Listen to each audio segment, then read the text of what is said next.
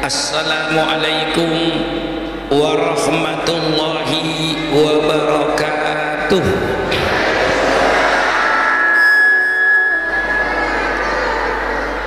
Bismillahirrahmanirrahim. Alhamdulillahi rabbil alamin. Wassalatu wassalamu ala asrafil anbiya'i wal mursalin, Sayyidina wa habibina wa syafi'ina wa maulana Muhammad wa ala alihi wa ashabihi ajma'in.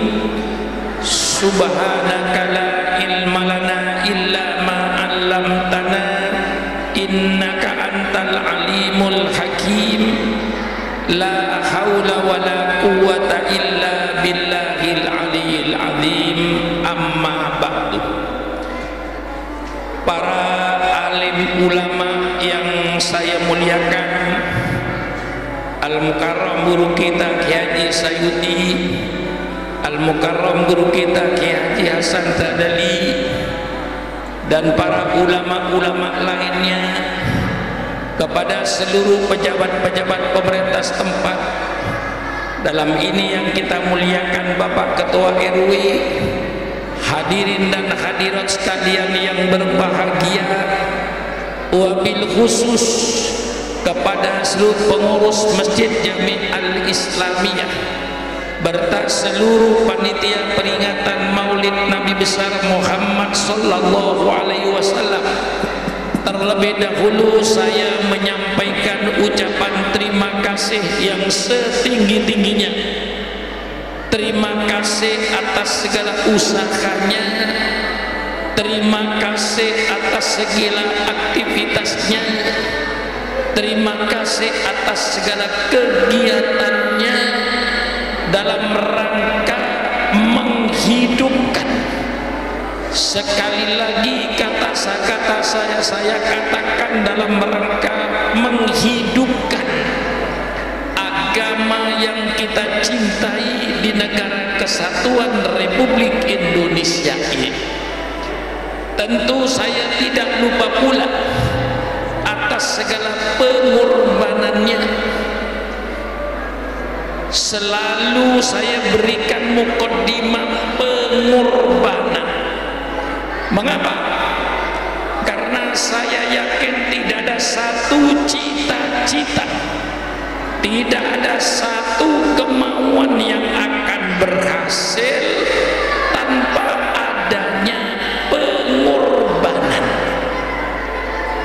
Negara Kesatuan Republik Indonesia ini terwujud bukan hadiah dari Belanda.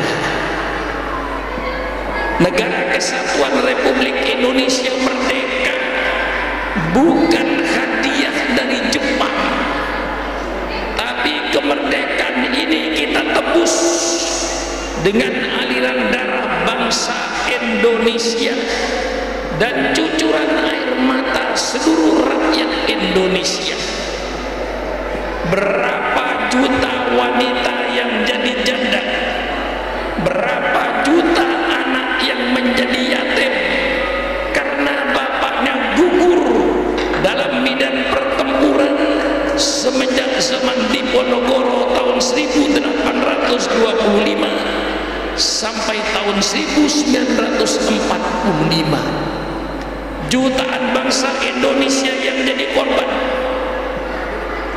Karena pengorbanan mereka itulah alhamdulillah Indonesia merdeka, terwujud negara kesatuan Republik Indonesia karena pengorbanan mereka.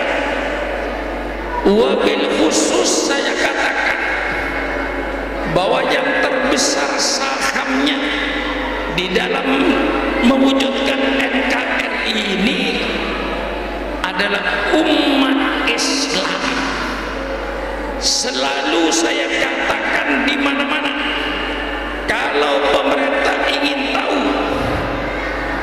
besarnya kontribusi umat Islam terhadap NKRI, persilakan pemerintah adakan sensus kuburan.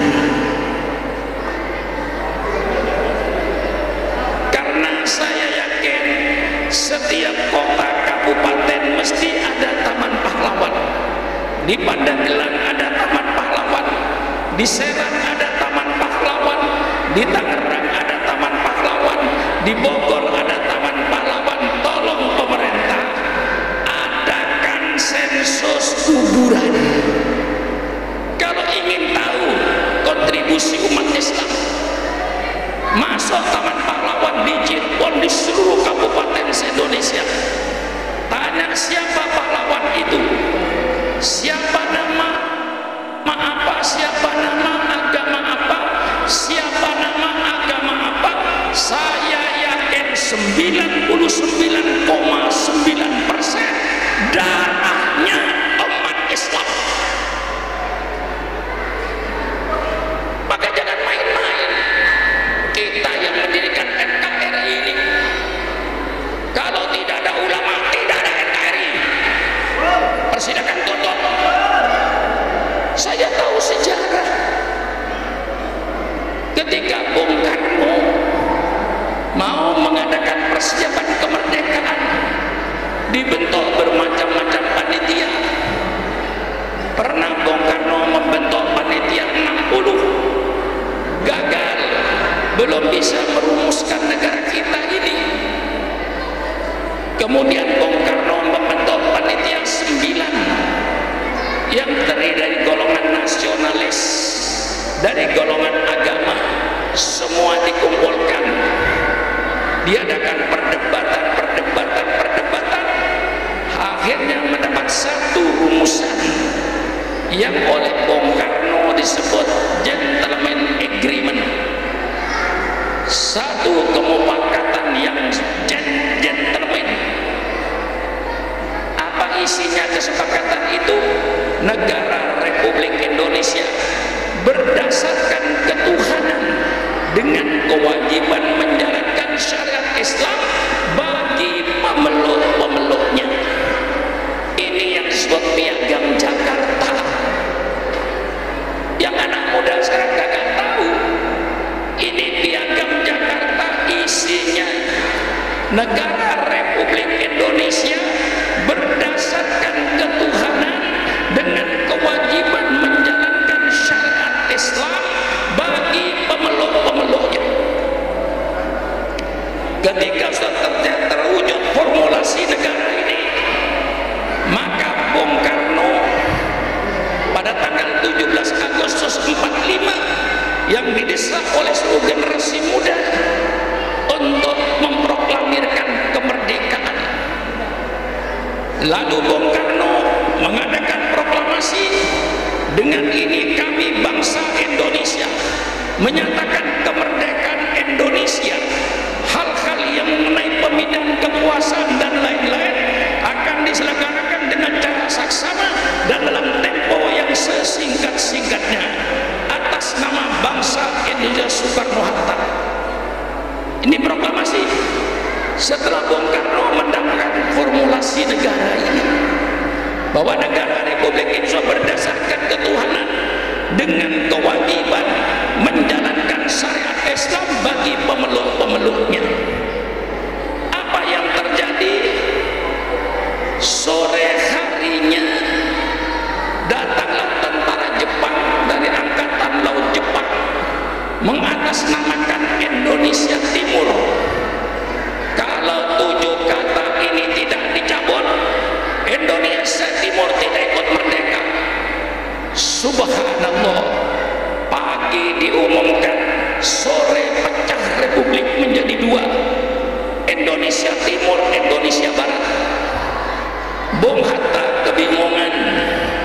Akhirnya tanggal 18 dikumpulkan mereka yang 9 orang ini yang telah tanda tangan bahwa negara Republik Indonesia berdasarkan ketuhanan dengan kewajiban menjalankan syariat Islam bagi pemeluknya, supaya 7 kata ini dicoret. Kalau tidak dicoret, Indonesia Timur tidak ikut merdeka. Ini suatu hal yang gawat, dipertimbangkan oleh tokoh-tokoh Islam yang masuk di situ, termasuk Pak Wahid Hussein Kahar Mudakir.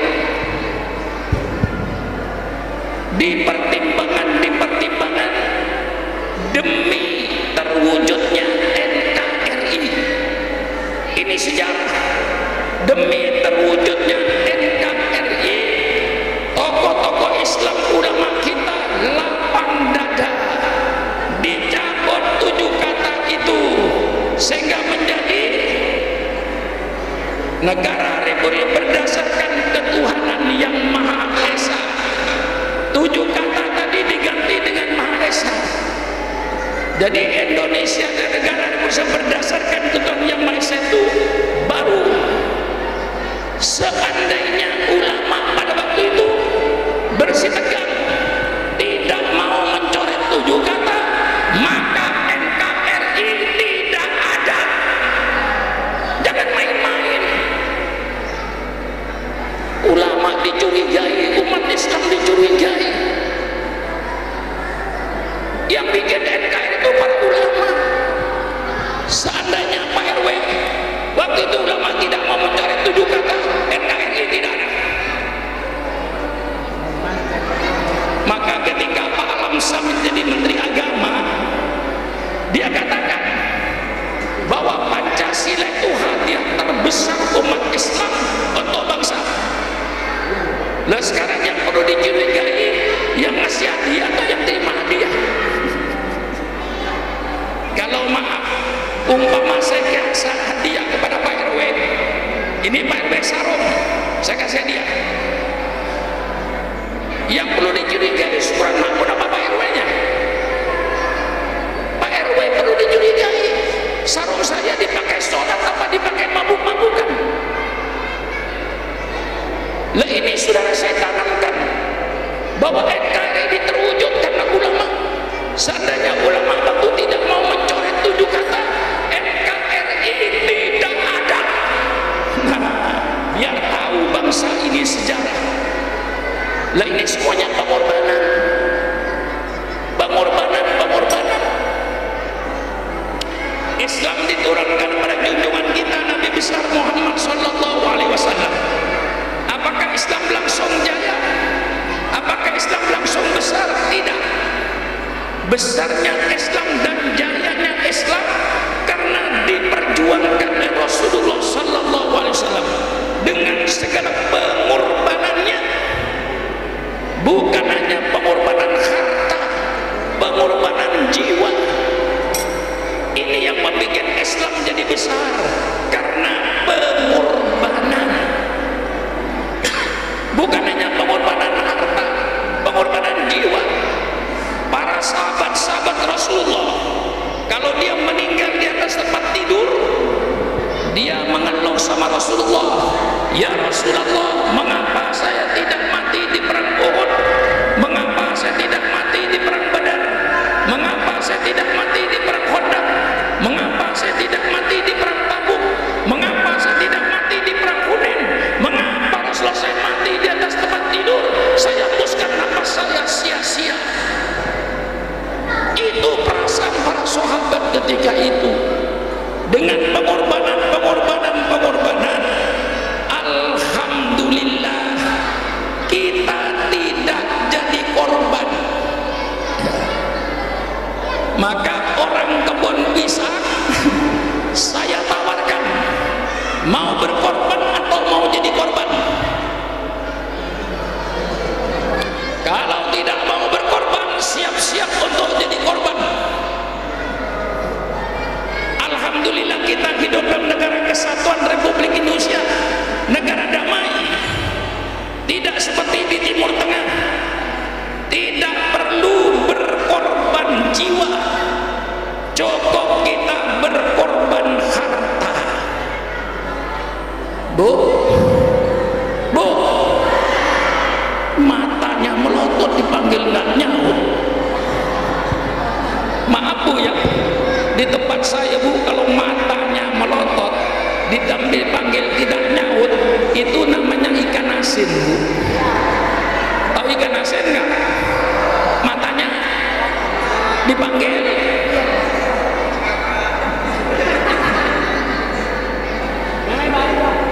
Bu, cintakah ibu kepada Islam?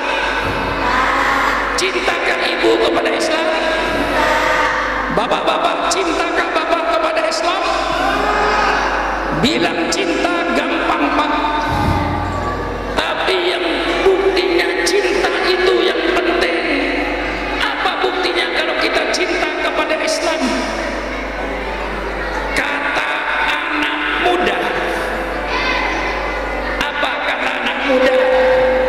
cinta itu sama dengan pengorbanan. Tidak berani berkorban, jangan coba-coba main cinta. Cinta tanpa pengorbanan, cinta palsu, omong kosong. Betul atau tidak? Ibu cinta nggak kepada Islam? Ibu cinta nggak kepada Islam? Pernahkah ibu ketika ada pembangunan masjid, ketika ada pembangunan madrasah, ibu mencopot kalung emasnya untuk masjid?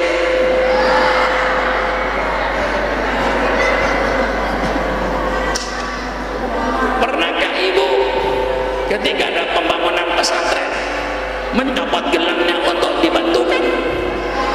Mana buktinya cintanya kepada Islam? Kalau bapak-bapak bilang cinta kepada Islam, saya mau tanya, berapa persen dari kekayaannya untuk Islam?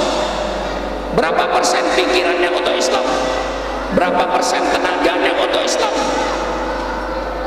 Kalau belum pernah berkorban untuk Islam, itu cinta palsu, omong kosong. Tanya malam ini, berapa persen harta kekayaan saudara yang sudah berikan untuk Islam? Tanya tiap orang, berapa pikirannya untuk memikirkan Islam? Di mana cintanya tanpa pengorbanan? Bu, ketika ibu tadi pagi sholat subuh, ibu baca kunut, Allahumma hdini fiman hadait, wa afini fiman afait, wa tawallani fiman tawallait. Pernahkah ibu terpikir, apakah anak saya nanti baca kunut seperti saya? Apakah cucu saya baca kunut seperti saya? Apakah anak cucu saya nanti akan baca kunut seperti saya? Atau sudah menjadi golongan lain, bahkan sudah pindah agama pada agama lain? Naudzubillah. Ketika bapak sujud sholat isya tadi, subhana rabbiyal a'la wa bihamdi, subhana rabbiyal a'la wa bihamdi, pernahkah bapak terpikir, apakah anak saya, apakah cucu saya, apakah anak cucu saya nanti masih sujud seperti saya, atau sudah menjadi golongan lain? Naudzubillah. Maka inilah yang harus pemikiran kita malam ini. Mari kita berkorban. Untuk siapa kita berkorban? Untuk anak cucu kita supaya tidak jadi korban. Kita alhamdulillah beragama Islam ahli sunnah wal jamaah. Ini karena pengorbanan orang-orang sebelum kita. Sekarang kita alhamdulillah beragama Islam. Mari bapak dan ibu berkorban. Untuk siapa? Untuk anak cucu kita. Maka selalu saya titik beratkan pengorbanan, pengorbanan, pengorbanan. Alhamdulillah masjid kita, Masjid Jami'ah Islamiyah, alhamdulillah masjidnya bagus. Terima kasih kepada para penyumbangnya. Cuman saya nyatakan membangun masjid sulit, memelihara masjid ini lebih sulit. Oleh sebab itu mari kita hidupkan masjid kita. Sekarang ini Pak RW sedang terjadi perang. Perang apa? Perang peradaban. Antara peradaban barat perang melawan peradaban timur. Ini sedang terjadi perang peradaban. Melalui turisnya, melalui televisinya, melalui majalahnya, ini sedang terjadi perang peradaban. Apakah peradaban Islam akan tetap hidup di tengah-tengah perang peradaban yang datang dari barat? Peradaban barat membanjiri Indonesia, melewati turisnya, melewati filmnya, melewati majalahnya. Ini semuanya peradaban barat tumplek ke Indonesia, yang nantinya kalau kita tidak hati-hati akan membunuh peradaban Islam ini. Ini sedang terjadi perang peradaban. Oleh sebab itu mari kita hidupkan peradaban kita. Masjid-masjid hidupkan, yasinan hidupkan, maulidan hidupkan.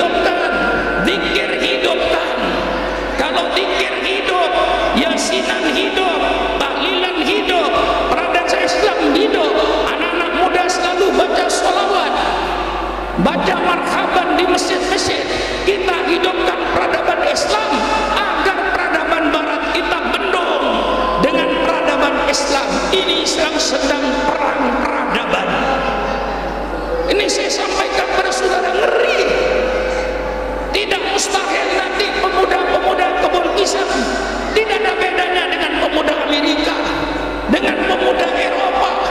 Pakaiannya, pergaulannya, mabuk-mabukannya, judinya, pergaulan bebasnya. Inilah yang sedang terjadi, perang peradaban. Maka kepada ketua masjid saya ucapkan terima kasih. Mari kita hidupkan masjid kita, hidupkan yasinannya, hidupkan tahlilannya, hidupkan zikirnya. Ini semua peradaban Islam. Kalau kita tidak mampu menghidupkan peradaban Islam, maka peradaban Barat nanti akan menguasai peradaban Islam ini. Ini perang tidak pakai senjata, tapi lebih dahsyat dari perang senjata, karena akan merubah pola berpikir, akan merubah tingkah laku.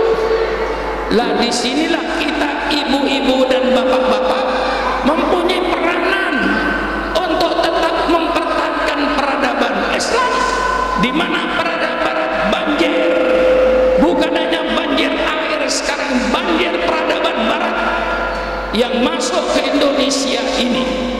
Oleh sebab itu, ketua masjid sekali lagi saya ucapkan terima kasih atas kegiatan yang seperti malam ini dalam rangka menghidupkan peradaban Islam. Agama Islam yang diturunkan oleh Allah kepada junjungan kita Nabi besar Muhammad sallallahu alaihi wasallam diperjuangkan dengan segala pengorbanannya. Sekali lagi pengorbanan. Yang sedih ketua masjid, apa yang saya sedih, kalau masuk masjid hari Jumat itu yang masuk tromol mayoritas uang 2.000. Iya Pak ya, iya Pak ya. Kalau Bapak maaf, kalau Bapak tromol masjid dimasukkan, lalu Bapak masuk duit 2.000, jangan merasa beramal Bapak. Bapak sedang menghina agamanya sendiri. Agamanya tidak dihargai. Masa masuk masjid begini 2.000? Mana penghargaannya terhadap masjid? Mana penghargaannya terhadap Islam? Masa surga 2.000? Pakai otak. Gimana kira-kira Pak? Bener gak pidato saya kira-kira? Kira-kira Pak Ekwe bener gak kira-kira pidato saya ini? Masa surga 2.000? Masuk Ancol 10.000, masuk Ragunan lihat monyet 10.000, masjid 2.000. Kok tega Bapak? Bagaimana perasaan Bapak ketika masukkan duit 2.000? Dikasih anaknya pun gak mau. Persilakan Bapak besok pagi anaknya mau sekolah kasih 2.000. Kira-kira diterima gak? Diterima gak? Tidak bakalan diterima. Subhanallah. Minimal Pak masuk masjid rokok sebungkus. Masa untuk Islam rokok sebungkus kagak mau? Bisa sholat Jumat, bisa i'tikaf, mendengarkan khotib berkhutbah. Masa satu bungkus rokok untuk Islam seminggu sekali tidak rela? Mana kecintaannya kepada Islam? Omong kosong. Kalau cinta Islam lagi kita berkorban. Minimal lah rokok satu bungkus. Berapa rokok satu bungkus? Ada 20.000? Hah? 20.000? Ibu-ibu, Bu, mau masuk surga enggak? Masuk surga enggak? Saya tunjukkan. Ibu setiap hari belanja, tolong lebihnya masukkan kaleng. Lebih 2.000 masukkan kaleng, lebih 5.000 masukkan kaleng. 7 hari barangkali ada 30.000 duit, titipkan sama suaminya, letakkan di masjid. Itu Bu nanti akan mengalir ke kuburan. Ibu akan tersenyum dengan duit 30.000 tiap minggu. Dan itulah harta ibu yang sebenarnya, yang akan dinikmati di liang kubur. Ini saya tunjukkan. Apalagi ibu-ibu yang umurnya sudah 50 tahun lebih. Sudah bu, bu, bu. Kalau umurnya 50 tahun, 55 tahun, sudah gak perlu pakai gelang emas bu. Enggak nama cantik. Iya pak ya. Kalau ibu, ya saya doakan sama-sama panjang umur bu ya. Lalu ibu kebetulan oleh Allah dicabut nyawanya duluan, sudah umur 55 tahun, suaminya umur 60 tahun, kemudian suaminya kawin lagi. Begitu kawin lagi bu, dibuka lemarinya, gelang ibu dikasihkan sama istri yang muda, kalung ibu dikasih sama istri yang muda. Kira-kira ibu di kuburan kayak apa perasaannya? Hah? Rela apa tidak? Rela apa tidak? Pasti menyesal. Ya Allah, itu gelang saya, itu kalung saya dipakai istrinya yang muda. Kalau seandainya ibu berikan kepada masjid, berikan kepada pesantren, insya Allah ibu tersenyum dengan gelang emasnya dan kalung emasnya di kuburan. Saya tunjukkan, terserah mau melaksanakan atau tidak. Inilah pengorbanan. Saya belum pidato maulid Pak RW, baru pengorbanan. Karena ini penting, jiwa berkorban itu penting. Jangan hanya kumpul. Dengan jiwa berkorban ini, saya yakin kalau hari Jumat masjid ini mencari 500 orang dengan di luar, insya Allah ada. Hah? Dengan yang di atas lebih bisa ya. Katakan 5, katakan 1000 dengan yang di luar. 1000 kali 20.000 berapa itu? 20 juta satu minggu. Kalau bapak dengan berkorban satu rokok, satu bungkus rokok sebanyak 1000 orang kali 20.000, 20 juta.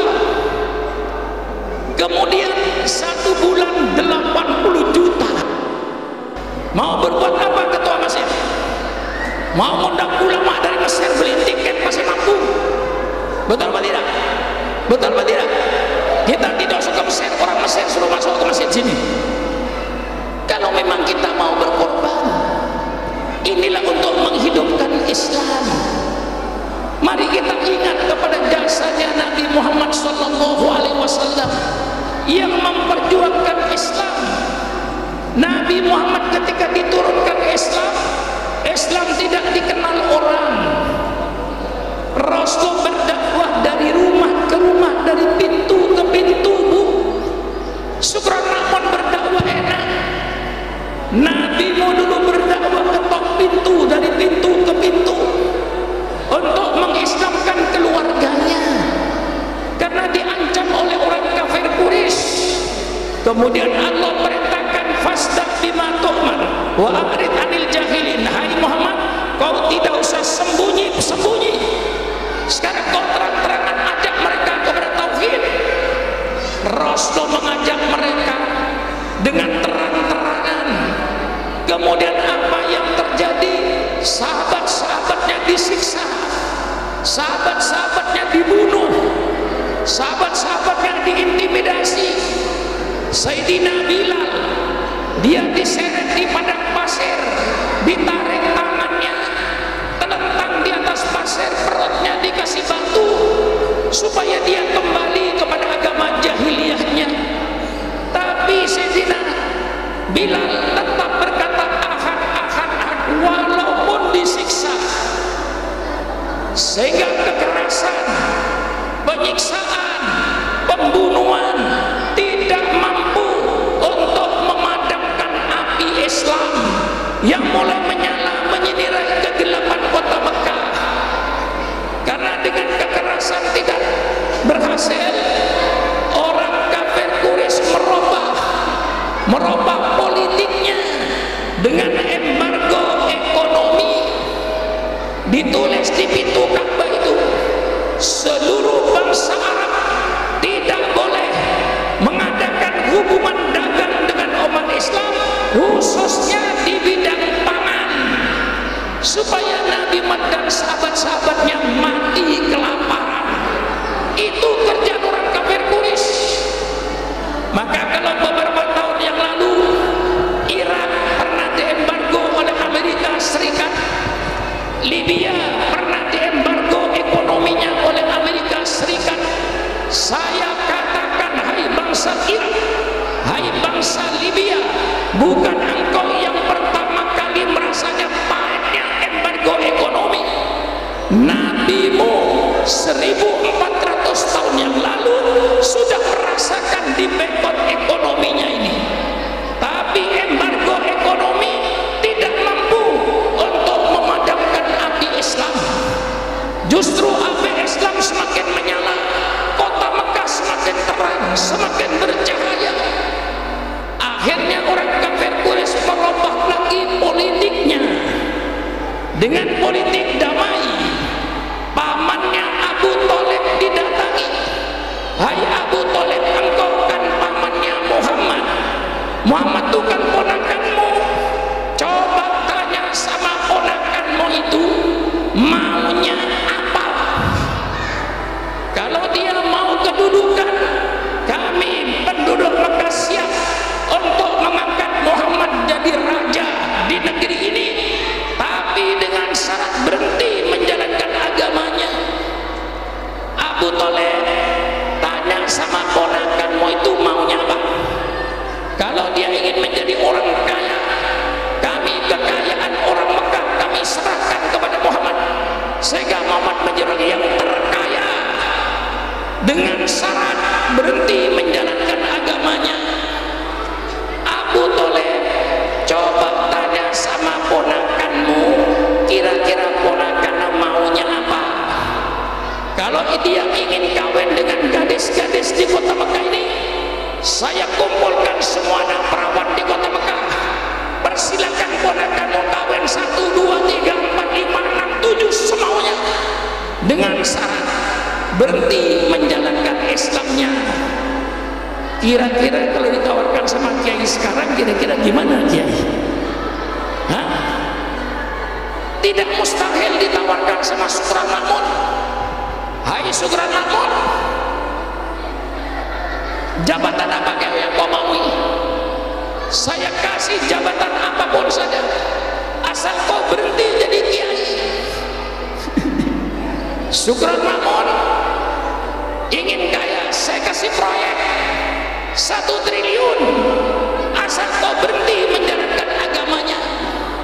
Sukran Makmun mau kawin dengan siapa kau? Saya carikan wanita yang paling cantik, asal kau berhenti menjalankan agamanya. Kira-kira bagaimana ya? Kira-kira kiai? Hah? Tapi Nabi mau menjawab, hai pamanku Abu Thalib, jangan itu yang ditawarkan. Letakkan matahari di tangan kiriku, letakkan bulan di tangan kananku, aku tidak akan berhenti menjalankan agama ini hingga pilih agama saya jaya atau saya mati. Itu pilihannya. Ini uswatun hasanah. Nabi Muhammad datang ke dunia ini tidak membawa agama baru. Kalau saudara ditanya siapa yang membangun agama Islam, saya kasih jawaban yang benar. Bagaimana jawaban yang benar? Nabi Muhammad tidak membawa agama baru. Nabi Muhammad menyempurnakan agama yang dibawa oleh para rasul sebelumnya. Islam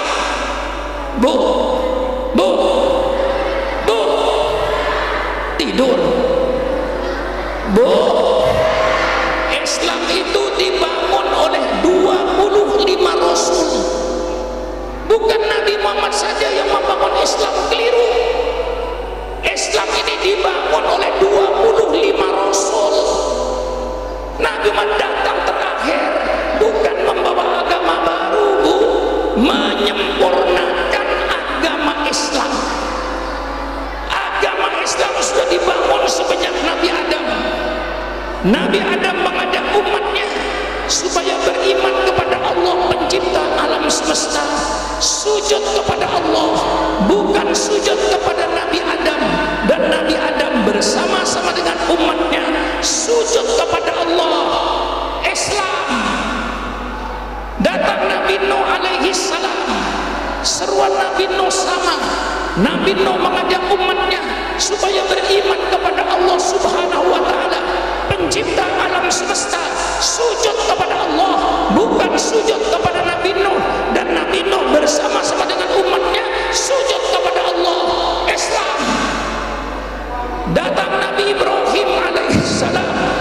Nabi Ibrahim juga seruannya sama, Bu, mengajak umatnya supaya beriman kepada Allah, sujud kepada Allah, bukan sujud kepada Nabi Ibrahim.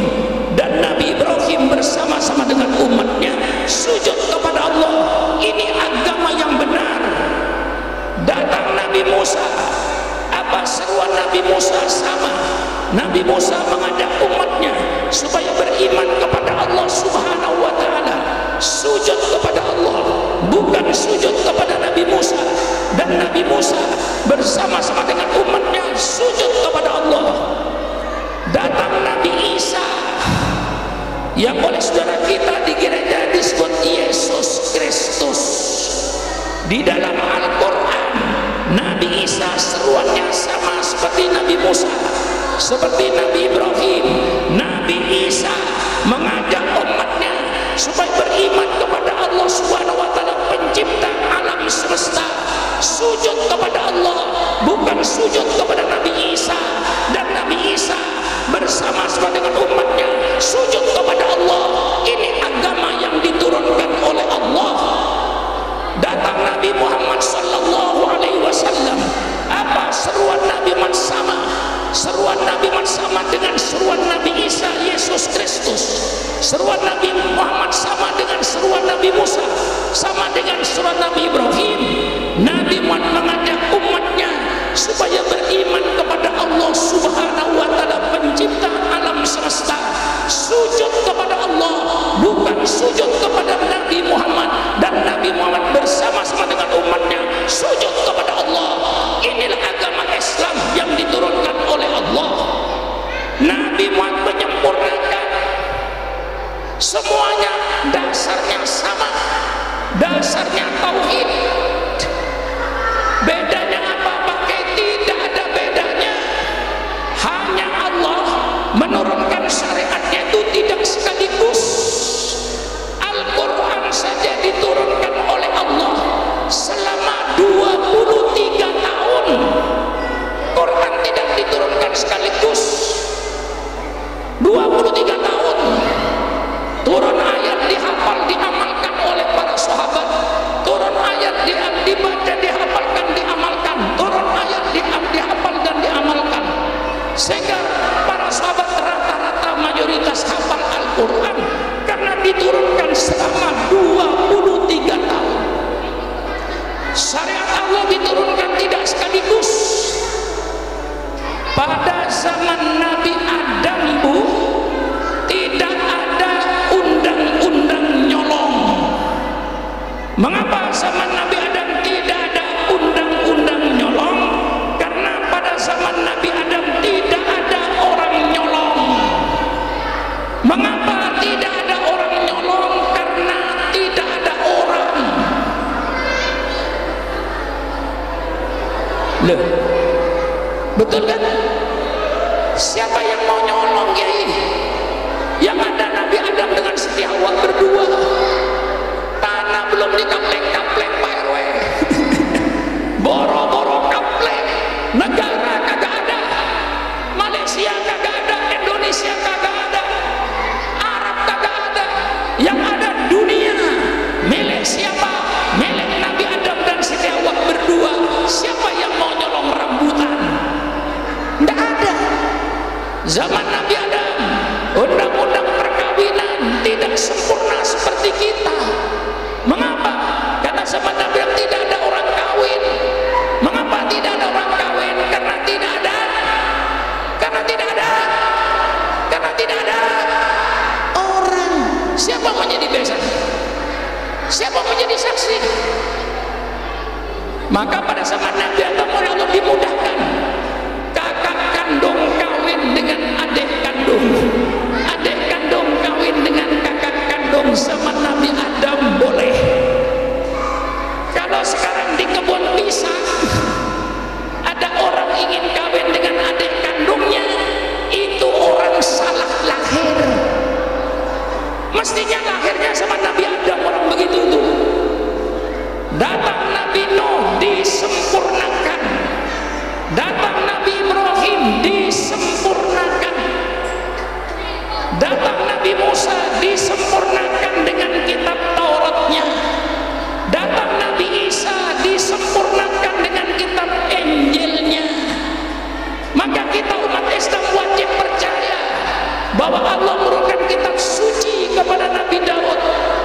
namanya kitab Zabur. Allah menurunkan kitab suci kepada Nabi Musa, namanya kitab Taurat. Allah turunkan kitab suci kepada Nabi Isa, namanya kitab Injil. Tapi kitab yang mana kita percaya? Kitab yang asli, kitab Zabur yang asli, firman Allah yang diberikan oleh Allah kepada Nabi Daud dan bukan perkataan Nabi Daud. Dan kitab Zabur dicari di pojokan bumi, sudah tidak ada. Allah turunkan kitab Taurat. Kitab Taurat yang mana yang kita percaya? Sekarang ini Pak RW, ada 500 manuskrip Bible di Eropa itu. Yang kita percaya yang mana? Yang kita percaya yang asli. Yang asli kitab Taurat yang mana? Yang firman Allah, yang Allah berikan kepada Nabi Musa untuk disampaikan kepada umatnya, itu yang kita yakini. Kita yakin kepada kitab Injil. Kitab Injil yang mana yang kita yakini? Kitab Injil yang asli. Yang asli yang mana? Yang firman Allah, yang Allah berikan kepada Nabi Isa untuk disampaikan kepada umatnya. Sebagaimana kitab suci Al-Quran, firman Allah, bukan perkataan Nabi Muhammad. Firman Allah yang diberikan oleh Allah kepada Nabi Muhammad kepada umatnya. Itu yang namanya kitab suci. Orang Kristen sekarang mempunyai 4 Injil. Persilakan, saya tidak mencampuri. Ada Injil Matius yang ditulis oleh orang yang bernama Matius. Injil Markus yang ditulis oleh orang yang bernama Markus. Ada Injil Yahya yang ditulis oleh orang yang bernama Yahya. Ada Injil Lukas yang ditulis oleh orang yang bernama Lukas. Inilah yang dipakai di gereja. Urusan mereka kita tidak mencampuri. Ada satu kitab Injil yang oleh gereja tidak boleh dibaca, namanya Injil Barnabas. Injil Barnabas itu Injil yang dikarang, disusun oleh orang yang bernama Barnabas. Mengapa Injil tidak boleh dibaca? Karena Injil itu isinya tentang penyaliban Nabi Isa, persis yang ada di Quran. Maka tidak boleh dibaca. Saya baca Injil Barnabas ini. Nah, kita wajib percaya pada kitab suci yang diturunkan oleh Allah. Dengan turunnya kitab suci Al-Quran, maka semua kitab suci yang asli dicabut oleh Allah, mencari firman Allah yang diberikan kepada Nabi Isa, yang tidak ada campurannya dengan perkataan Nabi Isa, tidak ada. Mencari kitab Taurat yang asli, yang firman Allah yang diberikan kepada Nabi Musa, tidak ada. Sudah baik, dicari di pojokan bumi nggak bakalan ketemu, karena Allah ganti dengan kitab suci Al-Quran. Kitab suci Al-Quran ini dijaga oleh Allah, bukan dijaga oleh Supran Makmun.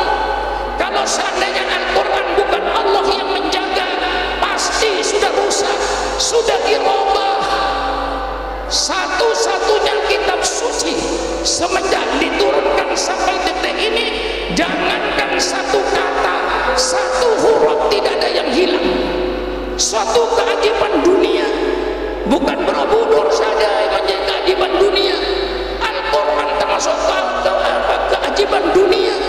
Satu kitab suci yang berumur 1400 tahun, jangankan satu kata, satu huruf pun tidak hilang. Mengapa Allah jaga kitab suci Al-Quran? Karena Allah tidak menurunkan Nabi setelah Nabi Muhammad. Nabi yang terakhir, syariat Allah turunkan semuanya. Sudah tidak ada sisanya. Mengapa tidak disempurnakan sama Nabi Ibrahim? Masih ada Nabi Musa. Mengapa tidak disempurnakan sama Nabi Musa? Masih ada Nabi Isa. Mengapa tidak disempurnakan sama Nabi Isa? Masih akan saya turunkan Nabi yang terakhir. Maka Muhammadun aba ahadim min rijalikum walakin Rasulullah wa khataman nabiyyin. Nabi yang terakhir. Disitulah syariat Allah Apa tumplek-plek itu? Hah? Ada orang Jawa nggak?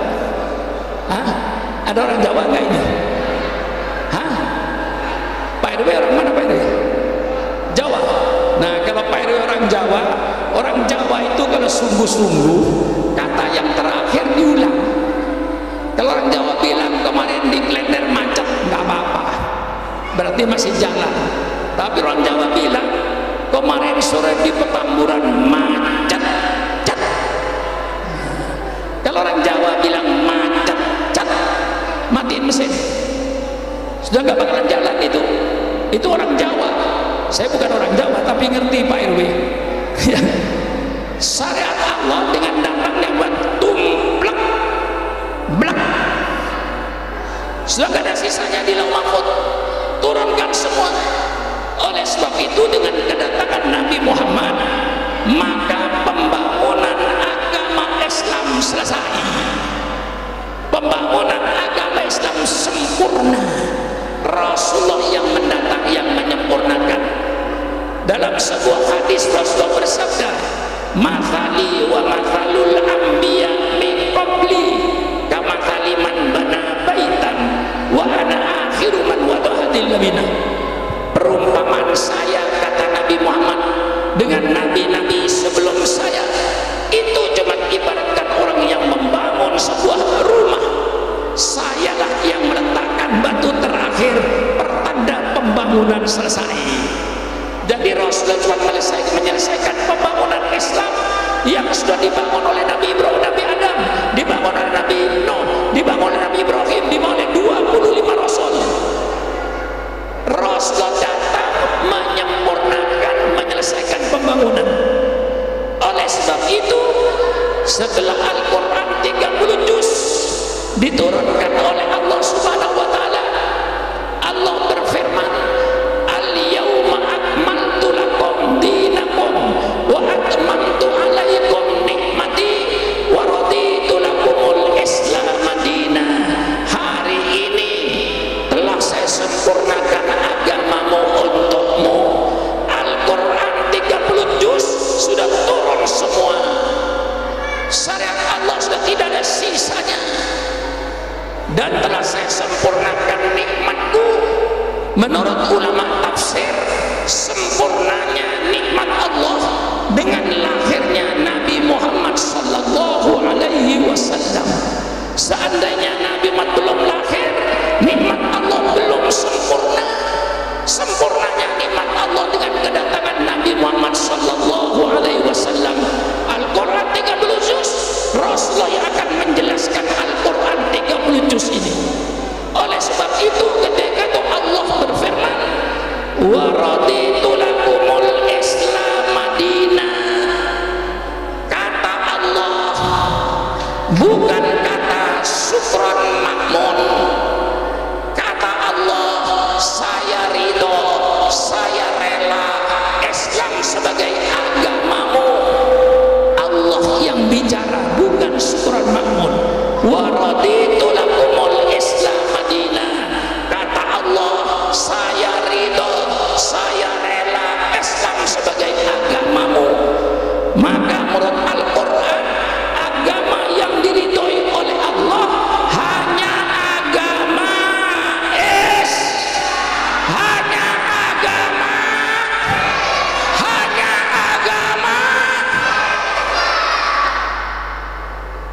Mau marah sama Allah. Lah ini sudah kan, walaupun bagaimana kita fanatiknya kepada Islam, tapi soal toleransi, Islam yang paling toleransi. Coba tadi kemerdekaan saja disuruh coret 7 kata, dicoret kok.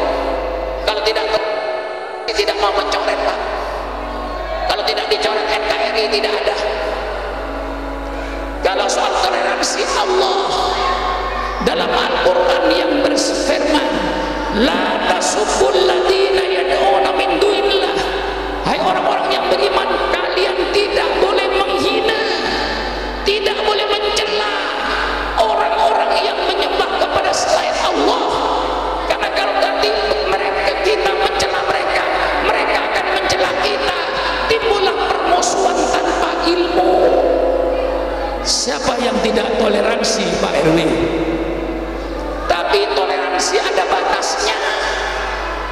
Toleransi itu artinya saling hormat, menghormati antar umat beragama, saling harga menghargai antar umat beragama, hidup rukun, hidup damai antar umat beragama, tapi bukan berarti membenarkan semua agama. Membenarkan semua agama kafir, murtad. Bagaimana? Radikal apa benar? Hah? Radikal apa benar? Jangan yang benar disalahkan, yang salah dibenarkan. Dengarkan kata-kata saya ini.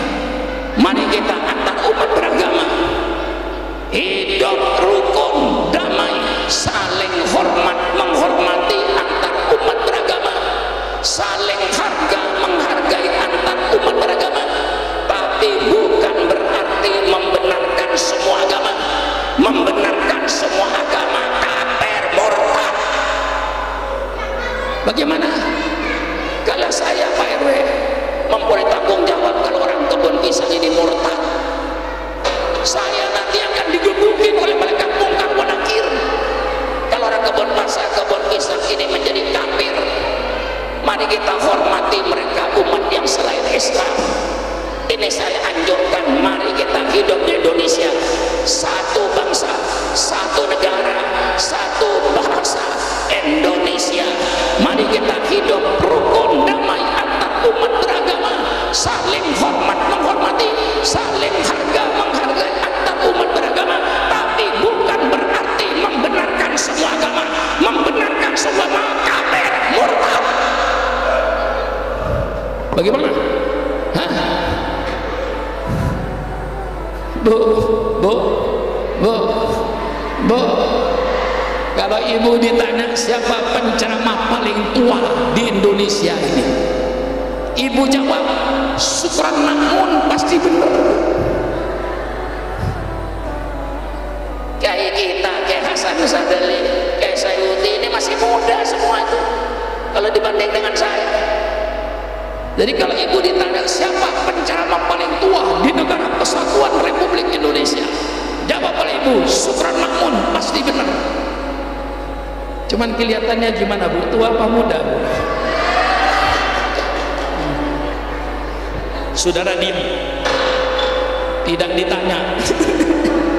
Saya tanya sama ibu, kelihatannya gimana Bu, tua apa muda? Tua apa muda? Jangan macam-macam jawabanmu itu. Yang bilang tua itu yang benar Bu. Terima kasih kepada yang bilang tua. Yang bilang muda itu jelas naksir saya orang itu. Itu namanya perempuan mata keranjang, atau barangkali matanya apa? Katarak barangkali ya. Operasi dulu. Saya tidak merasa bangga dikatakan muda itu. Saya sudah tua Bu. Umur saya Bu, menurut Hijriah sudah tahun 81 umur saya. 81 tahun umur saya, bisa 82. Tapi jangan coba-coba Islam diganggu. Umurnya Supran Makmun 81. Kalau Islam diganggu, komputer saya akan berputar, umur saja jadi 18. Hah? Hah? Kalau Islam diganggu, umur yang 81, komputer akan berubah jadi 18. Dan ini saya buktikan malam ini. Ini bukan pidatonya orang 81 tahun Pak Kiai. Ini pidatonya orang umur 18. Karena saya ingin menjaga Islam ini yang sekarang mau dirusak. Faham-faham dari barat, peradaban barat masuk ke Indonesia. Di antaranya apa? Liberalisme dan HAM. Saya nyatakan liberalisme dalam kebebasan adalah asasi manusia, bertentangan dengan ajaran Islam. Syukur makmun diciptakan oleh Allah bukan untuk semau gue. Apa semau gue itu? Hah? Nggak ngerti ya? Syukur makmun diciptakan oleh Allah bukan untuk sakar bidewe. Syukur makmun diciptakan oleh Allah bukan untuk semuanya sendiri. Allah ciptakan syukur makmun untuk menjalankan perintah Allah. Allah ciptakan syukur makmun untuk menjauhi larangan Allah, bukan untuk semau gue, bukan untuk sakar bidewe, bukan untuk semau-maunya. Bagaimana jelas ini? Jelas ini?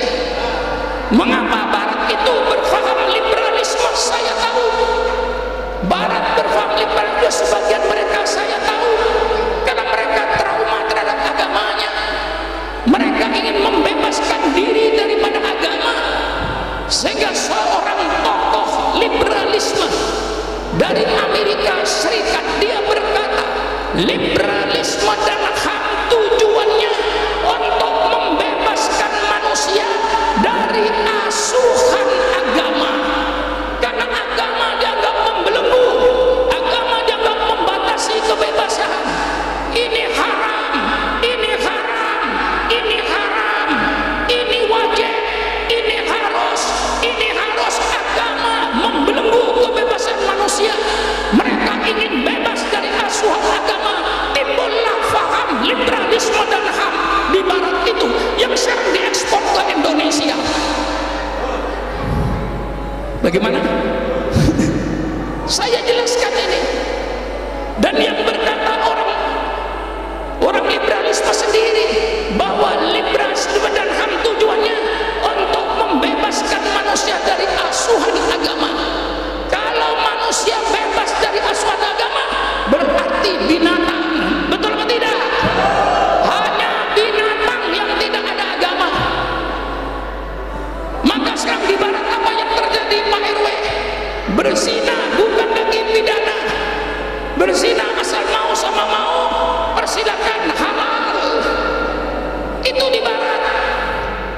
Sekarang kawin sejenis dibenarkan dan disahkan. Padahal dalam kitab Injil mereka, dalam kitab Bible mereka, kawin sejenis itu barang yang terkutuk. Karena mereka ingin bebas daripada ajaran agamanya. Homoseks bebas, berzina bebas, mabuk-mabukan bebas, berjudi bebas. Maka saya katakan kepada pemerintah, kalau liberalisme dan HAM tidak dibatasi dengan akhlak, tidak dibatasi dengan moral, liberalisme dan HAM tidak dibatasi dengan agama, berarti di Indonesia sedang terjadi proses pembinatangan bangsa Indonesia. Bagaimana kira-kira radikal apa benar Pak RW? Hah? Radikal. Saya ini nggak takut dikatakan radikal. Cuman saya mau lihat siapa yang berkata syukur makmun radikal. Kalau saya berkata perbuatan berzina itu perbuatan yang terkutuk di dunia oleh Allah, sudah dikasih laknat. Laknat apa? Penyakit AIDS dan penyakit HIV. Ketika penyakit AIDS dan penyakit HIV diketahui oleh dokter pada tahun 1976, Perserikatan Bangsa-Bangsa melalui WHO, World Health Organization, dia mengumpulkan semua dokter sedunia supaya menyelidiki dari mana penyakit itu sebabnya. Semua dokter sedunia tidak ada perbedaan bahwa penyakit itu sebabnya karena perzinaan dan karena pelacuran. Tidak ada sebab lain, dan menularnya pun karena perzinaan dan pelacuran. Tidak ada sebab lain menularnya. Ini keputusan PBB, Perserikatan Bangsa-Bangsa. Maka pemerintah ingin membebaskan manusia Indonesia, ingin membebaskan anak bangsa dari penyakit AIDS. Cuman saya sumbang pikiran pemerintah keliru untuk membebaskan manusia dari penyakit AIDS. Pemerintah menganjurkan bagi-bagi kondom di daerah pelacuran. Kondom di Afrika gagal, kondom di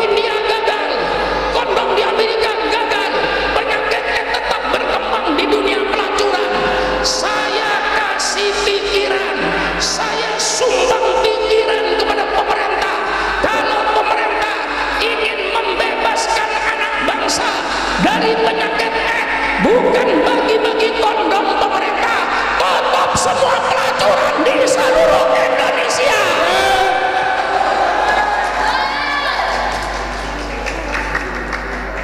Ini pidato 81 tahun apa 18 Pak RW?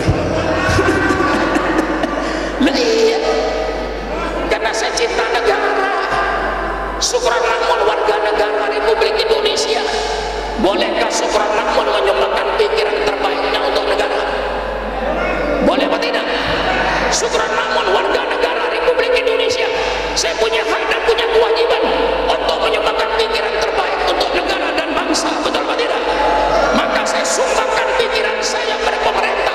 Kalau pemerintah ingin menyelamatkan anak bangsa dari penyakit bukan bagi-bagi kondom pemerintah, tutup semua pelacuran di seluruh Indonesia.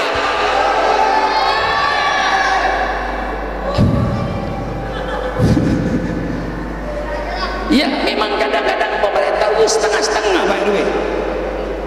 Ya maklumlah polisi itu bawahan, diperintah dia jalankan. Saya ketawa. Kadang-kadang warung kecil dirahasia minuman keras, warung-warung kecil dirahasia minuman keras. Saya bilang Pak RW, itu kerjaan sia-sia pemerintah. Kok warung-warung kecil yang dirahasia minuman keras? Kalau pemerintah benar-benar ingin menyelamatkan anak bangsa dari mabuk-mabukan minuman keras, bukan warung-warung kecil yang dirahasia pemerintah, pabrik minuman kerasnya tutup seluruh Indonesia. Bagaimana ini? Hah? Habis-habisan saya Pak RW karena cinta sama negara.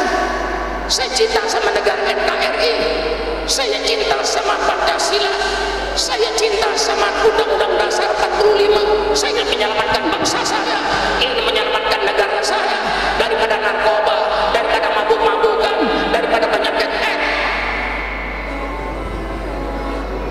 Gimana? Hah? Maka Islam ini datang sempurna, tidak ada yang tidak dibicarakan oleh Islam. Maka saya fanatik dengan Islam, terus terang saja saya hormat kepada umat yang di luar Islam. Saya siap hidup damai dan rukun dengan umat di luar Islam, tetapi saya fanatik terhadap Islam, bahwa Islam satu-satunya agama yang sempurna yang diturunkan oleh Allah. Saya bisa menunjukkan kesempurnaan Al-Quran. Al-Quran bicara soal rumah tangga, tentang suami, tentang istri, tentang anak pembantu, supaya mereka berakhlak Al-Quran. Islam mengatur WC, sampai WC diatur oleh Islam. Bagaimana masuk WC dengan kaki kiri? Sebelum masuk baca doa, Allahumma inni a'udzubika minal khubuthi wal khaba'is. Kemudian dituntaskan najisnya keluar. Setelah itu bersuci, hilangkan baunya. Kalau najis itu berbau, hilangkan rasanya. Kalau najis itu ada rasanya, seperti daging babi dan alkohol, hilangkan warnanya. Kalau najis itu berwarna. Subhanallah, mana ada peraturan pembersihan yang seperti Islam. Bersih itu belum tentu suci, tapi suci pasti bersih. Supaya suci, sucikan najis itu. Kalau najis berbau, hilangkan baunya. Kalau najis itu berwarna, hilangkan warnanya. Kalau najis itu ada rasanya, hilangkan rasanya, seperti alkohol dan daging babi. Subhanallah, dapur diatur oleh Islam supaya makanan yang lewat tenggorokan ibu makanan halal, tidak haram, tidak najis, diatur oleh Islam. Begitu mau makan diatur oleh Islam. Bu,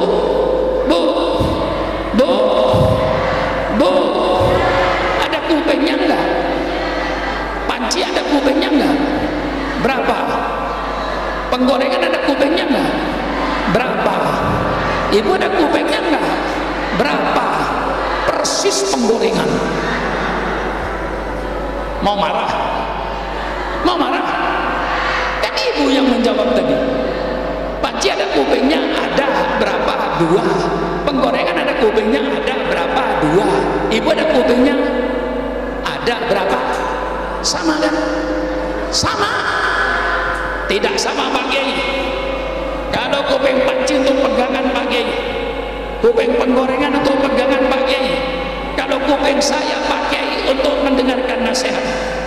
Kalau kupingnya tidak dipergunakan untuk mendengarkan nasihat, berarti sama dengan kuping panci. Kuping orang apa kuping panci? Kuping orang apa kuping panci?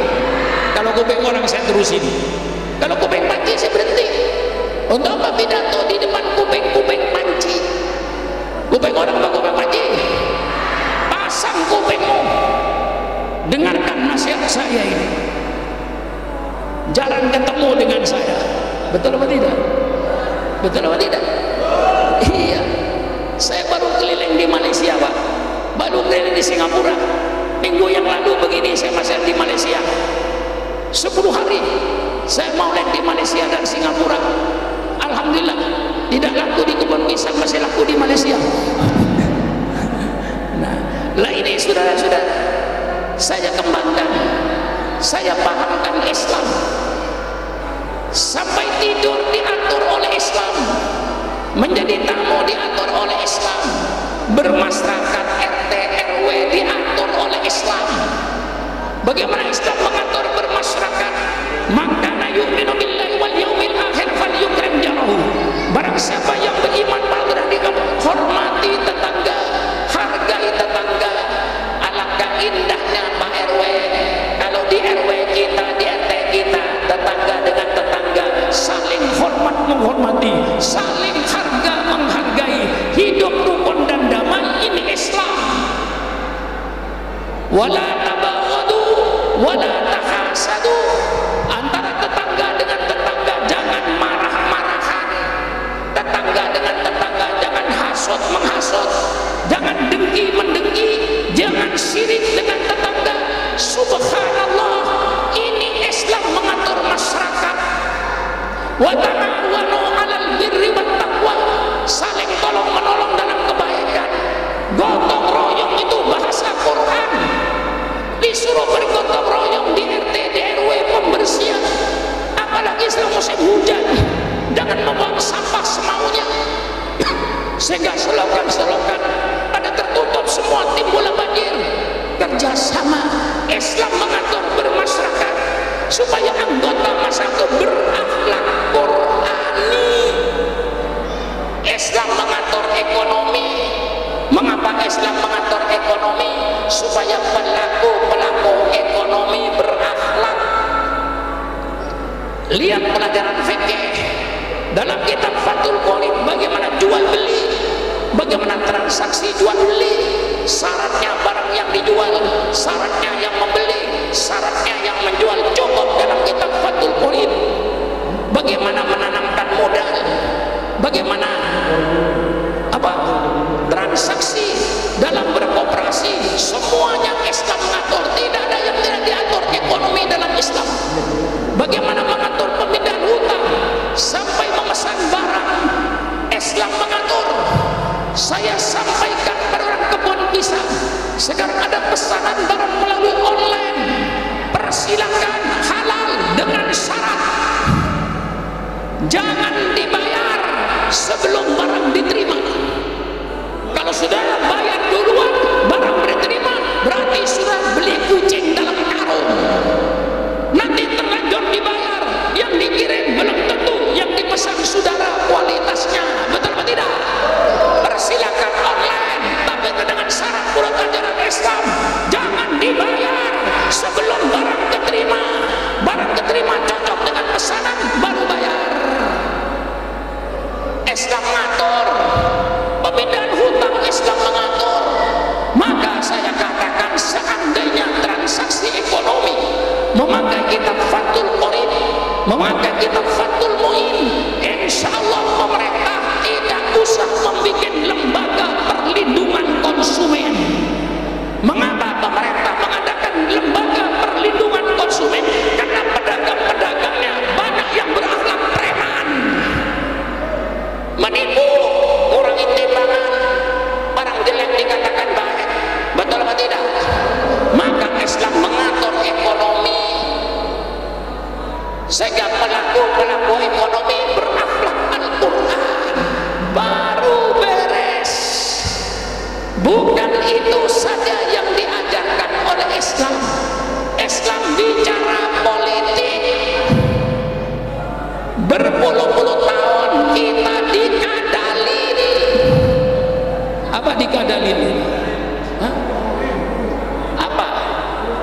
Loh, apa hubungannya kadal dengan bohong?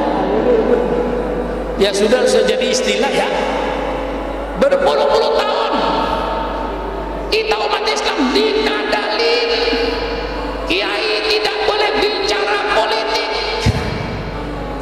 politik itu kotor, agama itu bersih, jangan dicampur dengan politik, nanti agamanya kotor. Itu kata-kata penipu. Persilakan diskusi dengan saya. Politik itu tidak jahat Pak RW. Kalau seandainya politik jahat, mengapa pemerintah mengadakan fakultas sosial politik? Bubarkan itu. Kalau politik itu kotor, mengapa didirikan partai politik? Bubarkan partai politik itu kalau politik jahat. Politik itu tidak jahat. Saya klarifikasi supaya rakyat cerdas. Jangan rakyatnya sudah bodoh apa dibodohin. Politik itu bagus Pak. Ilmu politik itu ilmu yang mempelajari bagaimana cara mengatur suatu negara. Kalau saudara ingin jadi anggota DPR, kalau saya ingin menjadi bupati, ingin menjadi pelaku politik, maka hendaknya sudah pakai ilmu politik. Ilmu politik ilmu yang bagus. Yang tidak bagus bukan politik, pelaku politik. Saya tanya sama orang kebun pisang, Islam itu bagus apa tidak? Islam itu bagus apa tidak? Di Tanah Abang ini ada nggak orang Islam yang nyolong sepeda motor? Hah? Kok nggak ngaku? Di Tanah Abang ada nggak orang Islam yang nyolong sepeda motor? Hah? Ada nggak? Ada nggak? Ngaku aja ada. Apakah Islam itu jahat? Islam tidak jahat. Yang jahat itu orang Islamnya. Paham ini? Politik tidak jahat. Yang jatuh pelaku politik. Siapa pelaku politik? Mari rakyat itu cerdaskan. Pelaku politik itu bupati, pelaku politik, wali kota, pelaku politik, DPRD, pelaku politik, DPR pusat, pelaku politik, gubernur, pelaku politik, menteri, pelaku politik, presiden, pelaku politik. Itu yang kadang-kadang tidak beres. Betul atau tidak? Berapa ratus bupati yang masuk penjara? Bukan puluhan mulai reformasi ini. Ratusan bupati masuk penjara, puluhan gubernur masuk penjara, puluhan menteri masuk penjara, ratusan anggota DPR masuk penjara. Mereka pelaku politik yang jahat. Tidak semua pelaku politik jahat.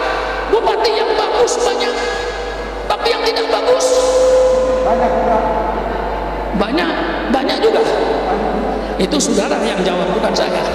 Gubernur yang bagus banyak, yang tidak bagus. Menteri yang bagus banyak, yang tidak bagus. Nah, ini kasih tahu sama rakyat ini bahwa yang jahat itu bukan politik, pelaku politiknya. Bagaimana sekarang, cerdas apa tidak? Cerdas apa tidak? Cerdas, kita tahu. Jangan politik kotor. Politik dianggap penyakit lepra. Nggak boleh dibicarakan di masjid, nggak boleh dibiarkan di majelis taklim. Karena ulama dilarang bicara politik, maka sekarang terjadi politik yang nggak karu-karuan. Politik hoak. Apa hoak itu? Hah? Apa hoak itu? Bohong. Politik bohong. Politik jatuh menjatuhkan. Politik fitnah memfitnah. Ini politik setan, bukan politik Quran. Maka kalau para ulama cinta sama negara ini, mulai hari ini kiai bicara politik, tapi politik Al-Quran, politik sunnah Rasulullah, politik yang santun, politik yang sopan. Bagaimana? Paham? Paham? Habis-habisan saya ini Pak. Karena saya tidak tega rakyat yang bodoh dibodohin. Tidak boleh politik, tidak boleh politik, tapi giliran pilkada diwajibkan nyoblos, dilarang apa? Golput. Betul atau tidak?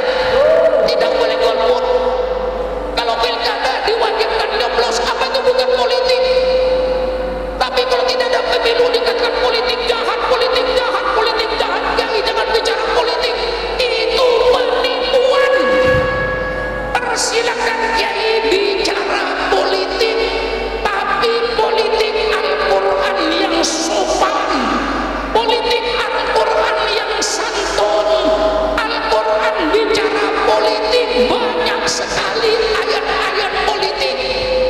Hai orang-orang yang berkata Quran tidak bicara politik, berhadapan dengan Sukarelawan bahwa Al-Quran bicara dengan puluhan ayat-ayat politik.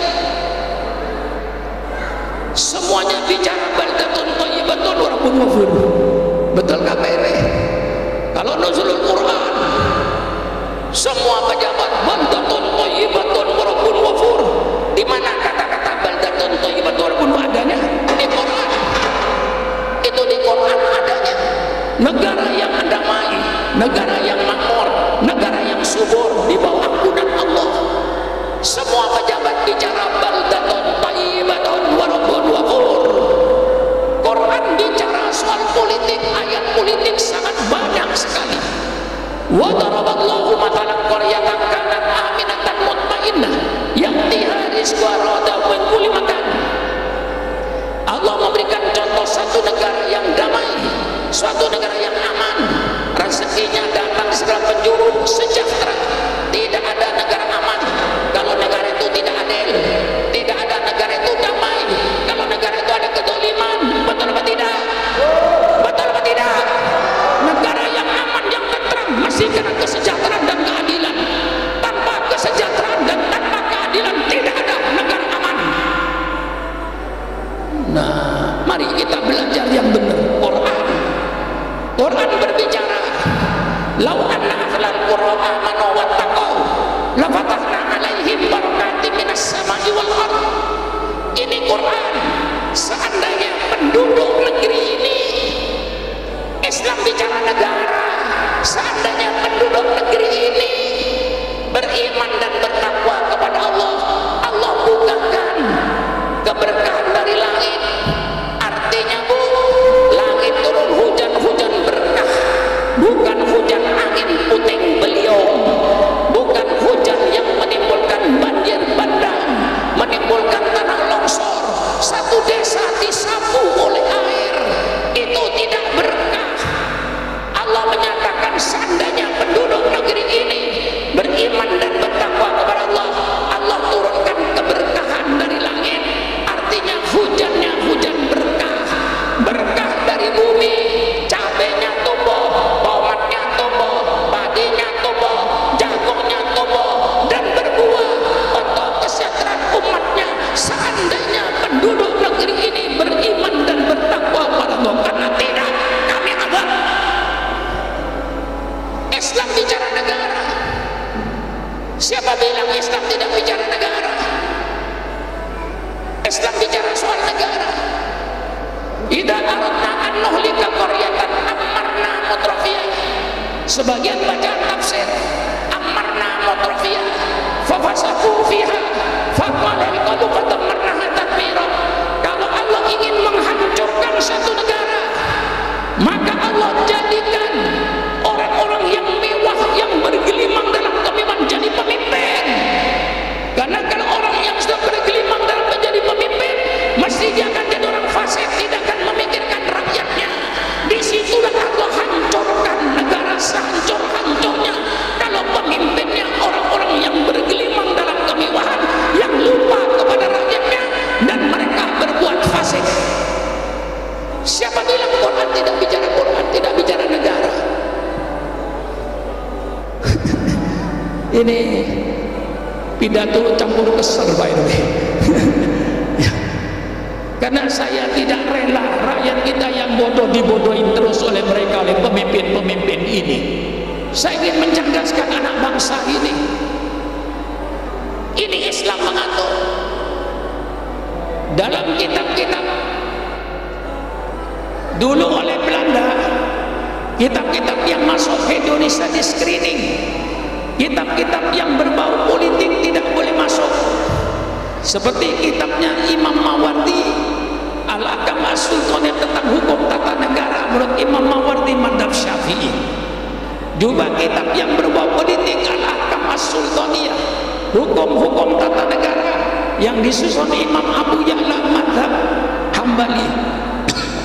Juga fiqhus siyasah, fikih politik yang disusun oleh Imam Ibnu Taimiyah. Juga fiqhud daulah, fikih tentang bernegara yang disusun oleh Profesor Dr. zaman Belanda tidak boleh masuk. Mengapa tidak boleh masuk? Karena Belanda ingin menjajah Indonesia sampai kiamat. Maka kiai dilarang oleh Belanda bicara politik supaya Belanda bisa melestarikan penjajahannya di Indonesia. Maka kalau sekarang masih ada orang yang melarang kiai bicara politik, itu berarti orang sisa-sisa Belanda. Persilakan politik, bicara politik kiai, sampaikan politik Quran, politik yang berakhlak, politik yang bermoral. Coba contohnya politik dalam Islam. Fabima rahmatin minallahi lintalahum walau kunta faddan ghalidan qalbi lam faddu min haulik fa'fu anhum wastaghfir lahum wasawirhum fil amri. Ini ayat politik. Mari berhadapan dengan Subhanallah. Ini contoh satu pemimpin dengan rahmat Allah. Engkau Muhammad lemah lembut terhadap rakyatnya. Jangan kau berhati keras, jangan kau berhati kasar terhadap umatmu. Inilah pemimpin dalam Islam. Islam mengadakan pemimpin yang lemah lembut, pemimpin yang punya perasaan halus, bukan pemimpin yang nantang-nantang rakyatnya. Masa rakyat misalnya ditantang? Kalau ada pemimpin yang semacam itu, bukan pemimpin yang berakhlakul karimah. Ini Islam mengatur.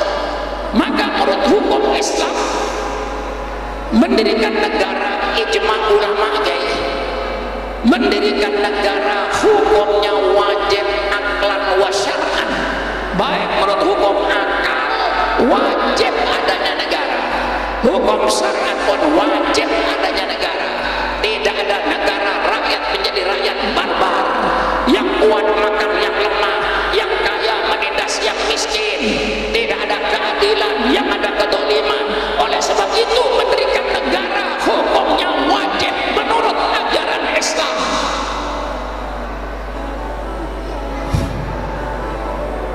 Wah. Sudah hampir 2 jam saya pidato ini. Apa? Terus apa tidak? Terus apa tidak? Saya ini kiai, jangan disuruh-suruh. Loh, ya, iya saya nanya, tapi bapak lihat yang menanya siapa gitu loh.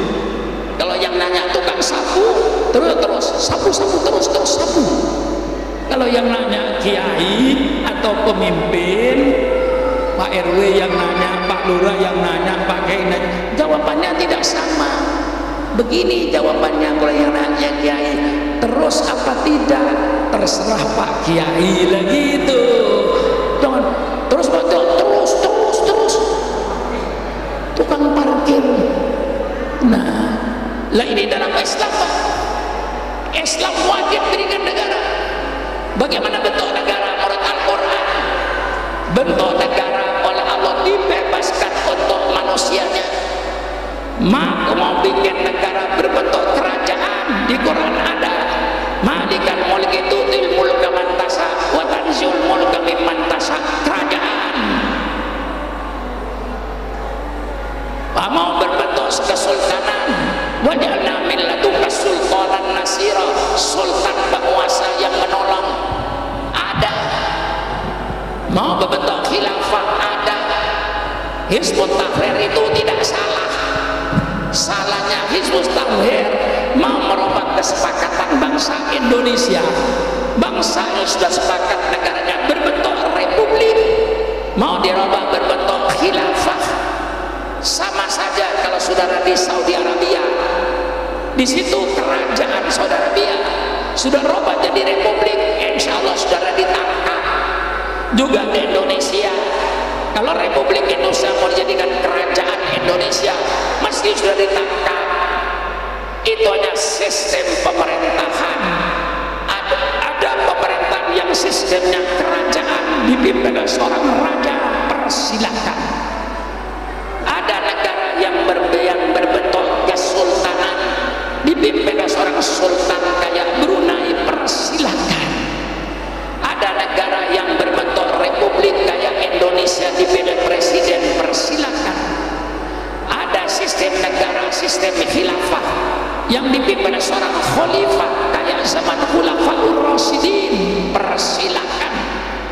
Yang penting apapun bentuk negaramu, mau berbentuk kerajaan persilakan, mau berbentuk republik persilakan, mau berbentuk khilafah persilakan, mau bentuk kesultanan persilakan. Yang penting apapun bentuk negaramu, yang penting perintah Allah jalankan, larangan Allah jauhi. Itu satu-satunya negara dalam Islam. Ini habis-habisan saya Pak RW dalam rangka mencerdaskan bangsa ini. Tidak tega saya, rakyatnya sudah bodoh tambah dibodohin. Mari kita buka wawasannya rakyat ini supaya pinter. Mau bentuk kerajaan kayak Saudi persilakan, mau bentuk kesultanan kayak Brunei persilakan, mau bentuk khilafah kayak zaman Khulafaur Rasyidin persilakan, mau bentuk republik dengan pemimpin persilakan. Semuanya Islam tidak melarang, hanya substansinya dalam Islam apapun bentuk negaramu, yang penting perintah Allah jalankan, larangan Allah jauhi. Itu yang penting. Lalu Islam memberikan garis kepemimpinan. Kepemimpinan dalam Islam sudah baku. Pertama, bersifat sidik, jujur. Cari pemimpin yang jujur Bu, walaupun tidak bagi-bagi duit, insya Allah saudara sejahtera, daripada memilih pemimpin yang bagi-bagi duit. Setelah jadi pemimpin, duit rakyat dirampok. Bagaimana? Ini radikal apa benar Pak? Hah? Mari saudara nilai, radikal apa benar? Memilih pemimpin yang bagi-bagi duit, setelah jadi pemimpin duit rakyat dirampok. Pilih pemimpin yang amanah, yang terpercaya. Jangan pilih pemimpin yang berkhianat. Pilih pemimpin yang tabligh, pemimpin yang menyampaikan kebenaran, bukan menyampaikan kebohongan. Hai pemimpin-pemimpin bangsa, engkau tidak perlu merekayasa pencitraan.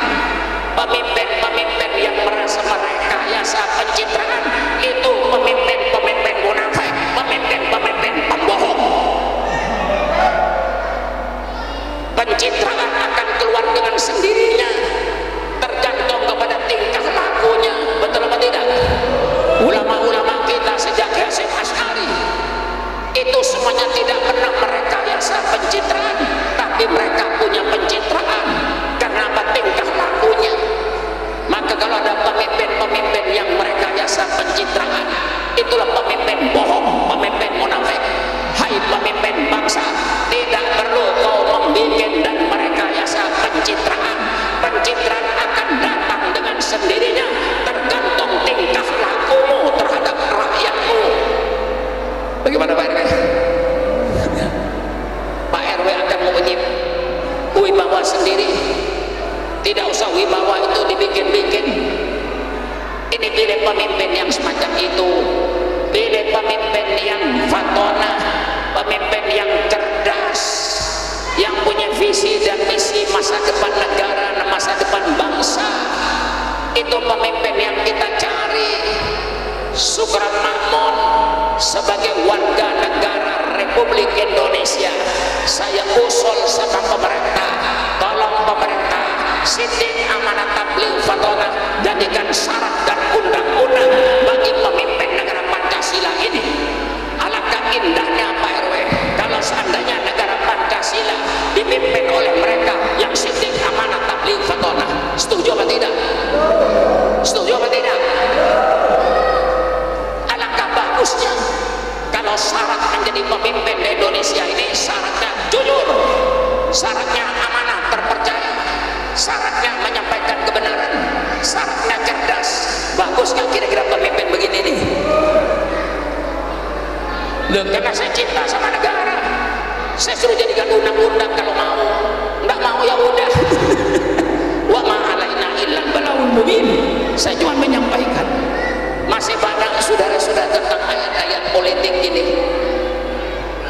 Kalau mau saya sampaikan, sampai di Quran itu untuk menuju baldatun thayyibatun ada pilar-pilar yang harus dilalui. Cara saya minta pada pemerintah, pikiran saya kepada pemerintah, tolong peraturan pemilu itu dirubah. Kalau tidak dirubah, di Indonesia akan menimbulkan dua pemimpin, pemimpin koruptor dan pemimpin boneka. Contohnya, saya tidak mencontohkan orang, misalnya saya mau jadi bupati Pandeglang, saya harus keluar duit 20 miliar. Betul Pak RW? 20 miliar itu paling tidak, sudah pasti itu. Kalau ketika saya jadi bupati, saya biaya 20 miliar keluar dari biaya saya sendiri, saya jual tanah, jual rumah dan lain-lainnya. Ketika saya sudah jadi bupati, kira-kira ingin balik modal apa tidak? Ingin balik modal apa tidak? Gaji bupati cuma 8 juta gaji pokoknya, ditambah tunjangan-tunjangan katakan 30 juta, 5 tahun hanya dapat 1,8 M. 1,8 M gajinya 5 tahun, sedangkan modalnya 20 M. Mari saya buka ini semua supaya rakyat mengerti. Kalau ketika saya mau jadi bupati, saya didukung oleh Kiai Sayuti, didukung oleh Kiai Hasan Basri, didukung oleh Pak RW, 3 dukung saya. Ini duit Pak Kiai Mayu. Begitu saya menjadi bupati, Pak RW datang sama saya, Pak Kiai, apa bebasin tanah itu, saya bikin hotel. Kiai Sayuti datang sama saya, bebasin tanah itu Kiai, untuk apa? Saya bikin properti. Datang Kiai Hasan Sadali, tolong Kiai, tanah itu bebasin. Untuk apa Kiai? Saya mau bikin industri. Kira-kira Sukron Makmon bela rakyat apa bela yang ngasih duit? Kira-kira Pak RW? Pasti saya melayani Pak RW, saya bebaskan. Jadi Sukron Makmon jadi bupati, bupati boneka yang diatur oleh yang punya duit ini. Ngeri negara kalau seperti ini, akan terus-menerus seperti ini, negara hancur. Lah ini saya berkata karena saya cinta sama bangsa, saya cinta sama negara kesatuan Republik Indonesia. Saya katakan ini, jadi akan menjadi pemimpin boneka yang akhirnya nanti di Indonesia yang bisa jadi pemimpin hanya yang punya duit. Yang tidak punya duit jangan mimpi jadi pemimpin di negara Republik ini. Bagaimana kira-kira Pak RW? Hah? Habis-habisan saya ini, walaupun umur saya sudah sekian ini, tidak tinggal saya. Ini saya jadi mubalik tahu saudara, sejak zaman Bung Karno. Zaman Bung Karno saya sudah ngepel tangan melawan Bung Karno, sampai pemerintahan Orde Baru sampai saat ini pekerjaan saya tidak pernah berubah. Alhamdulillah, tidak pernah jadi ini, walaupun ditawarin tidak usah. Yang penting saya berdakwah untuk menyelamatkan anak bangsa ini. Amar ma'ruf nahi mungkar, betul atau tidak? Pemerintah yang sesuai dengan rakyat pasti Sukron Makmon dukung. Tapi kalau pemerintah bikin kebijaksanaan yang bertentangan dengan kepentingan rakyat, pasti Sukron Makmon akan angkat bicara untuk nahi mungkar. Bukan oposisi, bukan radikal. Kiai mempunyai tugas amar ma'ruf nahi mungkar. Kalau bagus pasti saya dukung pemerintah, tapi kalau tidak bagus pasti saya cegah. Itu namanya amar ma'ruf nahi mungkar. Wah, sudah payah saya Pak. Sebelum masih ada yang mudah-mudahan nanti diundang lagi ya. Ya saya sudah dalam tempo hampir 3 bulan Pak, mulai awal Maulid Sumatera dari Lampung sampai ke Medan saya jalani, ke Kalimantan, Balikpapan, Samarinda sampai Pontianak saya lewati, Jawa Timur, Jawa Tengah, Jawa Barat sampai Singapura, Malaysia, seluruh Malaysia. Saya masuk di negeri Johor, saya masuk di negeri Melaka, saya masuk di negeri Selangor, saya masuk di negeri Terengganu, Motarin, Malaysia, dalam rangka peringatan Maulid untuk mencerdaskan anak bangsa supaya umat Islam cerdas, jangan dibodohin. Mari kita cerdaskan anak bangsa ini supaya menjadi anak bangsa yang cerdas dan selamat. Inilah barangkali dari saya mohon doakan mudah-mudahan panjang umur. Ya Allah, sudah umur 81 masuk 82 Bu. Kalau saya dipanjangkan umur, ya Allah, tidak ada jalan lain ya Allah, cuma ingin membela agamamu saja saya. Sudah tidak ada harapan-harapan saya yang macam-macam Pak RW. Harapan jadi presiden sudah terlambat, untuk jadi menteri sudah terlambat, untuk jadi DPR sudah ketuaan. Kalau saya dipanjangkan umur, tidak ada jalan lain kecuali saya meletakkan kebenaran, mencerdaskan anak bangsa, menyampaikan ajaran yang diridhoi oleh Allah Subhanahu wa taala. Maka mudah-mudahan setelah Maulid ini nanti ketua masjid bisa saya telepon, masih ada 2.000 enggak? Kalau di tromol masjid masih mayoritas 2.000, berarti syukuran makmun gagal. Betul? Betul? Tapi kalau nanti di tromol masjid isinya tromol itu 5.000 ke atas, 10.000, 5.000, 10.000, 20.000, berarti syukuran makmun datang ke kebun pisang berhasil. Jadi berhasil atau tidaknya tunggu hari Jumat nanti. Ya, bukan sekarang. Kiai, laporkan sama saya Kiai, syukuran makmun berhasil nggak datang ke kebun pisang ini? Kalau tromol masjid isinya masih 2.000-an, syukuran makmun gagal. Tapi kalau nanti tromol masjid isinya 5.000 ke atas, tidak ada duit 2.000, berarti syukuran makmun datang di kebun pisang berhasil. Betul apa tidak? Ini minimal dulu. Di samping yang lain-lain. Inilah sekali lagi saya ucapkan terima kasih kepada seluruh pejabat pemerintah, termasuk Bapak RW yang hadir duduk sampai selesai. Saya ucapkan terima kasih kepada para kiai, terima kasih kepada para penyumbang semuanya, terima kasih. Alhamdulillah masjidnya bagus, terima kasih. Itu menunjukkan kalau ibu cinta sama Islam, lihat masjidnya. Kalau rumahnya lebih bagus dari masjidnya, itu tandanya imannya lemah. Tapi kalau masjidnya lebih bagus daripada rumahnya, itu tandanya orang beriman. Inilah harapan saya. Saya ucapkan terima kasih. Saya terus ingin istirahat karena saya sudah tidak istirahat mulai tadi. Besok subuh masih ada acara saya, jam 9 masih ada acara saya. Tidak tahu ya, Maulid itu di Jakarta bisa 3 bulan gitu. Jadi saya sulit, paling sulit ngundang saya menolak itu paling sulit begini nih. Pak Kiai mau Maulid? Iya. Kapan? Terserah Pak Kiai. Waduh, kalau sudah terserah Pak Kiai itu yang mesti saya layani, terserah lah. Inilah saya mohon maaf kalau nanti habis dari sini saya terus mau menuju ke mobil untuk bisa istirahat, karena nanti subuh masih ada acara saya Maulid ba'da subuh di dalam subuhan bersama daerah Lenteng Agung, yang adalah subuhan bersama itu disertai dengan peringatan Maulid. Jam sekian saya masih berada di kebun pisang. Nanti saya istirahat sebentar, insya Allah jam 3 siap-siap untuk berangkat menuju Maulid lagi. Maka saya mohon maaf kalau saya langsung ke mobil tanpa duduk istirahat, karena saya mau ingin istirahat untuk mempersiapkan nanti Maulid ba'da subuh.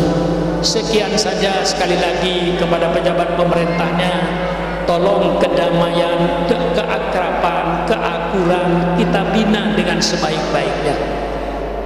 Saya kira cukup sekian saja, kurang lebihnya saya minta maaf. Wallahul muwaffiq ila aqwamit thoriq. Wassalamualaikum warahmatullahi wabarakatuh.